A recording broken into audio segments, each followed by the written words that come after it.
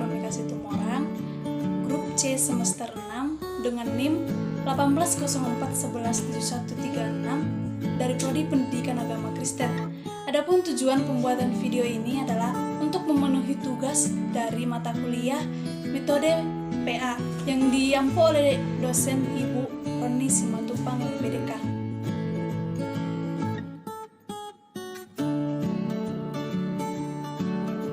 Shalom untuk kita semua. Shalom. Baik, sebelum kita memulai ibadah PA kita melakukan ibadah singkat. Kita bernyanyi dari Kidung Jemaat 344 ayat 1 tambah 2, ingat akan nama Yesus.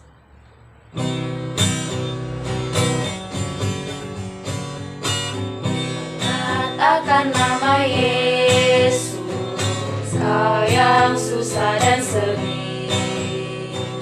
Nama itu menghiburmu, mana saja kau pergi. Indahlah namanya, pengharapan dunia. Indahlah namanya, suka surga yang bakal. Bahwa nama Tuhan Yesus itulah perisaimu. Bila datang pencobaan, itu yang menolongmu. Indahlah namanya, pengharapan dunia. Indahlah namanya, suka surga yang bakal. Kita ambil sikap berdoa. Kita bersatu dalam doa. Allah Bapa yang bertata tinggi dalam kerajaan surga, kembali kami Tuhan mengucap syukur kepada-Mu buat segala penyertaan-Mu dalam kehidupan kami. Tuhan Yesus yang baik, pada saat ini Tuhan, kami akan memulai ibadah PA kami. Kiranya Tuhan yang memberkati kami, terlebih hati kami Tuhan, agar kami mampu mendengarkan dan melakukan firman Tuhan dalam kehidupan kami sehari-hari. Ini kehidupan kami Tuhan, kami serahkan hanya ke dalam tangan Tuhan. Haleluya, amin. Amin. Baik, ibadah PA kita pada hari ini terambil dalam 1 Petrus 2 ayat 9 sampai 10. Yang sudah mendapatkan katakan amin. Amin.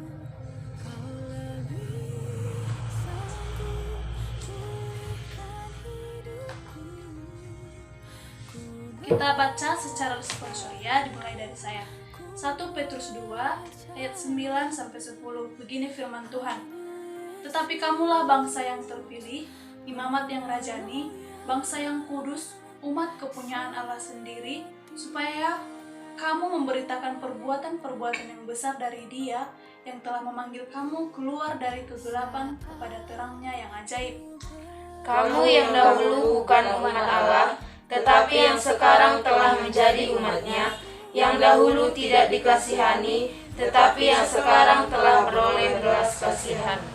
Oke, siapa tahu apa tema kita pada hari ini? Nggak tahu. Oke, tema kita yaitu hidup kita adalah kepunyaan Allah. Apa? Hidup kita adalah kepunyaan Allah. Iya. Umat yang layak adalah umat yang berharga di mata Tuhan.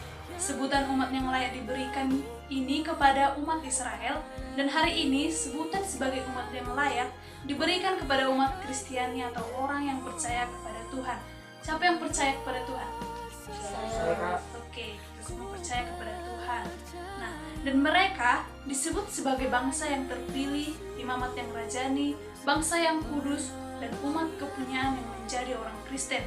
Nah, jadi jika kita sebagai orang Kristen punya nilai di mata Tuhan, maka tugas kita sebagai anak-anak Tuhan adalah, siapa yang tahu apa aja tugas kita sebagai anak-anak Tuhan? Ya, melayani. Yang lain? Menaati perintah Tuhan. Ya, menaati perintah Tuhan. Nah, tugas kita sebagai anak-anak Tuhan yaitu yang pertama menggenapi rencana Tuhan. Nah, agar terjadi dalam hidup kita supaya kita berharga di mata Tuhan. Nah, ada pertanyaan yang mengatakan seperti ini. Bagaimana caranya kita agar kita bisa menjadi orang-orang yang berharga di mata Tuhan? Ada yang tahu? Baik, di sini saya akan memberikan 3 kunci supaya kita boleh berharga di mata Tuhan. Yang pertama itu harus menjadi orang yang terpilih. Apa? Harus menjadi orang yang terpilih. Baik, kita baca dalam Yohanes 15 ayat 16.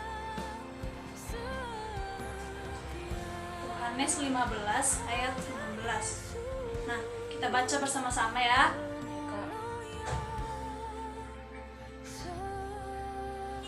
Sudah dapat? Sudah, Kak. Oke, 1, 2, 3. Bukan kamu yang memilih aku, tetapi akulah yang memilih kamu. Dan aku telah menetapkan kamu, supaya kamu pergi dan menghasilkan buah, dan buahmu itu tetap, supaya apa yang kamu minta kepada Bapa dalam namaku, diberikannya kepadamu. Nah, saya baca sekali lagi. Bukan kamu yang memilih aku, tetapi aku yang memilih kamu. Dan aku telah menetapkan kamu supaya kamu pergi dan menghasilkan buah, dan buahmu itu tetap, supaya apa yang kamu minta kepada Bapa dalam namaku, diberikannya kepadamu. Nah, kita harus menjadi orang yang terpilih. Jadi, untuk bisa menjadi orang yang berharga di mata Tuhan itu, kita harus menjadi orang yang terpilih, dan hal tersebut bukan atas dasar kemauan kita, tetapi karena pemilihan Allah dalam hidup kita. Nah, orang yang terpilih oleh Tuhan yaitu pastinya orang yang telah lahir baru, memelihara dan mengerjakan keselamatannya terus-menerus. Nah, kunci yang kedua yaitu harus meresponi panggilan Tuhan. Apa? Harus meresponi panggilan Tuhan. Nah, hidup adalah sebuah pertandingan iman dan harus dikerjakan terus-menerus. Kita harus menang dalam pertandingan yang diwajibkan oleh Tuhan. Bersama Tuhan, pastilah kita akan mengalami kemenangan terhadap masalah yang harus kita hadapi terus-menerus. Nah, sebab kita bukan sekedar pemenang, tapi kita adalah umat yang lebih dari pemenang. Nah, untuk itu, ketika kita punya masalah, kita tidak boleh langsung menyerah. Kita harus meminta kepada Tuhan, mohon kepada Tuhan, supaya Tuhan memberikan jalan supaya kita boleh menyelesaikan masalah kita. Nah, oleh sebab itu, masuklah dalam pertandingan iman itu. Jangan kendor imannya, tetapi hadapilah setiap masalah, maka kita akan menjadi orang yang lebih dari pemenang. Kunci yang ketiga yaitu bertindak dan memiliki sebuah komitmen. Apa? Bertindak dan memiliki sebuah komitmen. Nah, Ibu mau nanya, di sini komitmen ke hidup kita apa? Kan kita punya suatu komitmen dalam hidup kita, gitu, seperti itu. Ada yang tahu? Yang berhasil. Nah, dalam hal ini kita harus mampu berpindah dan bertindak dari kehidupan baru yang dahulunya kita hidup dalam dosa, lalu setelah kita ditebus oleh Tuhan, sekarang menjadi ciptaan yang baru, karena yang lama sesungguhnya sudah berlalu dan yang baru sudah datang. Nah, dalam bertindak dalam memiliki sebuah komitmen ini, kita harus punya komitmen dalam hidup kita supaya kita hidup dalam iman, hidup dalam Tuhan seperti itu. Nah, tadi saya katakan ada 3 kunci untuk bisa menjadi orang berharga di mata Tuhan. Pertama itu harus menjadi orang yang terpilih. Apa? Harus menjadi orang yang terpilih. Ya, yang kedua harus meresponi panggilan Tuhan. Harus meresponi panggilan Tuhan. Yang ketiga bertindak dan memiliki sebuah komitmen. Bertindak dan memiliki sebuah komitmen. Oke, sekian ibadah PA kita pada saat ini. Kiranya apa yang menjadi pelajaran kita pada saat ini boleh kita lakukan dalam kehidupan kita. Sebelum kita mulai PA kita bersatu dalam doa. Allah Bapa yang berkata tinggi dalam kerajaan surga, terima kasih Tuhan buat segala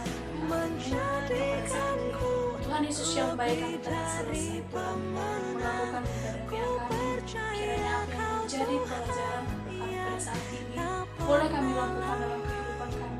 Terlebih ajari kami Tuhan agar kami mampu menjadi berharga di muka Tuhan. Tuhan Yesus yang baik, kehidupan kami Tuhan kami serahkan dalam tangan Tuhan. Tuhan sama mengucapkan doa yang diajarkan Bapa kami.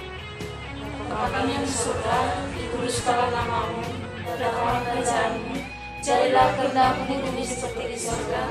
Berikanlah kami pada hari ini makanan kami yang secukupnya, dan ampunilah kami akan kesalahan kami, seperti kami juga mengampuni orang yang bersalah kepada kami. Dan janganlah membawa kami ke dalam pencobaan, tetapi lepaskanlah kami daripada yang jahat.